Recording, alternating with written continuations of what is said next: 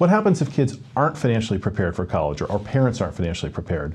Well, there may be a lot more student loans than you want. They may not go to the school of their choice, or there could be some just frustration about the end outcome. I think a solution for this is for the kids to have some skin in the game. We often have clients tell us they want their kids to participate in the college cost. Now, there's an easy way to do that that people don't always think about that can be done when they're in high school, and that's by taking advanced placement AP classes or dual enrollment classes. Oftentimes, you can take an AP class when you're in high school in lots of different subjects, and for each class that you get done, and at the end of the year you do a test on it, if you test high enough, you can actually have college credit that transfers into these different schools. Not only does it cover some classes, but it also shows that your student is responsible and hardworking and make them look better through the college admissions process. And it could even make them more eligible for scholarships. So let's think about this a little bit.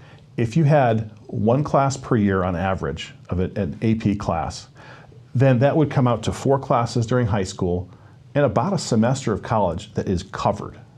Now, let's just say they did on average 2 classes per year in high school, maybe 1 freshman year and then you ease into it.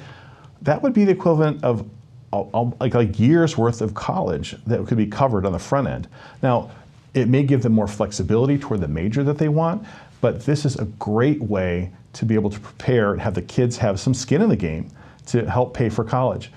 Another way to do this would be through dual enrollment. If you have a local community college, you can have your kid take a class there. It's typically paid for by the high school. And I didn't say this as well. AP classes are free through the high school. You just have to pay for the test at the end, which is like $150 or $200. So it's not an expensive thing to do.